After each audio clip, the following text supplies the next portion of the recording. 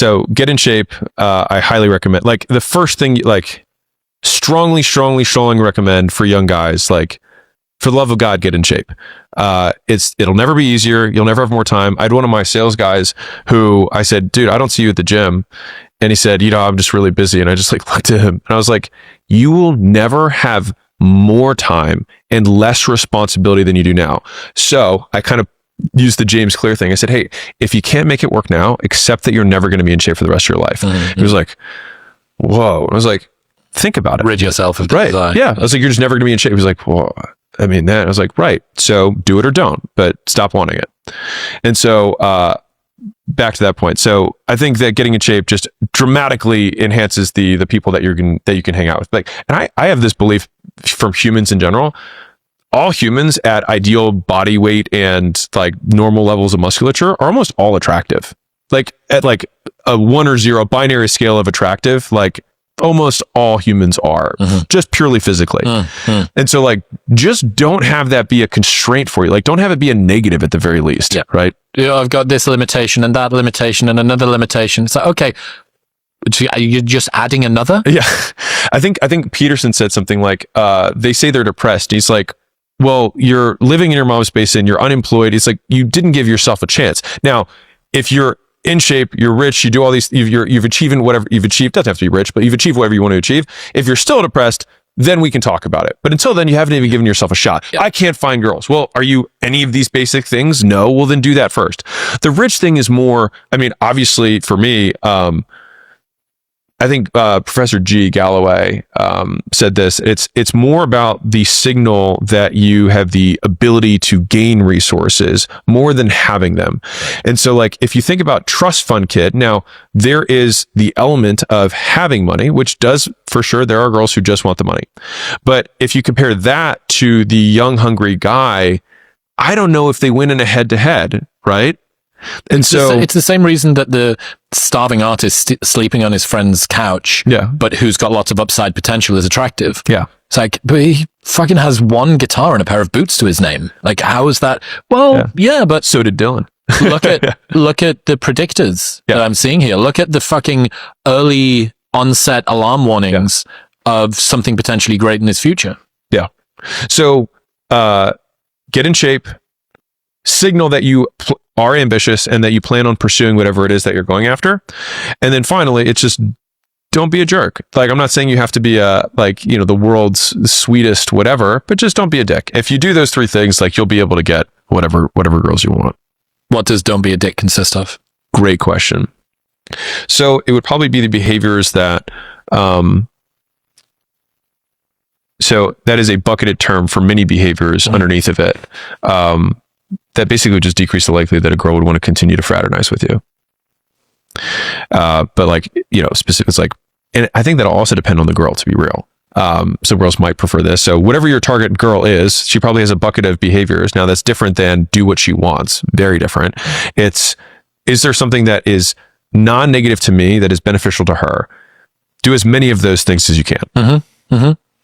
It's interesting as well that it probably means you need to ensure that the kind of girl that you want to be with and the kind of behavior that you want to have around her will often align, because those 2 things might not. You might want to be a really distant, I'm just going to work on myself kind of guy, but you might want a very forthcoming, very caring sort of woman, and you have really reduced down your mating pool if those 2 things don't tend to correlate. And I'm going to guess that they don't. If you want a really forthcoming, very caring woman, I'm going to guess that she's going to kind of expect that sort of interaction in reverse. And if you're not prepared to give that, it's like, rid yourself of the desire, or you're going to have to change your preferences, or you're going to have to change your behavior. One of the 2. Worth bringing up early if you are on this, like, I would like to find somebody trained. This is something that worked exceptionally well, which is I think our first or second date, I just said up front all the non-negotiables that I had, which, to be clear, this isn't the, like, red flags, whatever thing. It's just like, I work a lot. I will not sacrifice that. If that is a problem, then this will not work, and that is okay. I just want to be upfront that these are the things. Like, I work out. I will do that. I'm not going to give that up. I will not give that up for anyone. And so like just stating those things. And I would say like, because people have this like, they want to put on a show, right? They peacock. They have to do the mating dance, and I have to, present myself in a way that's different than I currently am. But I would say over time, the less you can make the discrepancy between how you're quote acting or performing and who you are at baseline for that person, the better it's going to be long term, because they're going to find out eventually. And so they might as well find out up front, and then you can just say triage. I've said this a bunch of times, but I went through a breakup at the start of last year. 3.5-year relationship, and I was like, okay, I'm back in the dating world, very different person, very different environment, so on. And I did the sort of intellectual equivalent of a shit test, which was early on, I would start sending them Psychology Today articles and weird Substack posts and stuff, just to see, are we going to have it at some point when we next catch up? Are we going to have a discussion about this? Yeah. Because this is the sort of thing that's interesting to me. And I don't see this going away, at least for a little while. I imagine the next decade of my life, maybe for the rest of my life, I'm going to be reading stuff and learning about human nature. And I think it's important to me to be able to talk about this with my person. Oh, this is really good. So what you just said reminded me of a speech that Horowitz gave, Ben Horowitz. He talked about not pursuing your passion as a career choice. And one of the main arguments that he makes is that your passions will change. He said the things when you're really passionate when you're 20 aren't be the things that you're passionate when you're 40. And to link that to something that Jeff Bezos talks about, which is when they asked, hey, what do you think the future of Amazon is going to look like? He said, people always want to know what is going to change. He said, I think it's far more valuable to think what is not going to change. And I think that if you're trying to find a mate, you really want to find the fewest common denominators, like what things will not change about me over a long period of time. If you happen to be in a stint that you're really into fencing or whatever, that may change.